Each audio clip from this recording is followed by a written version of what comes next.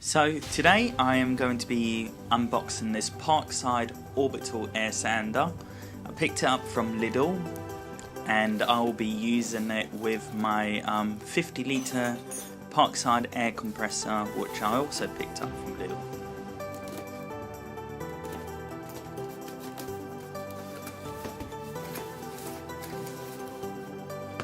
So as we take a look in the box, you can see the air sander itself,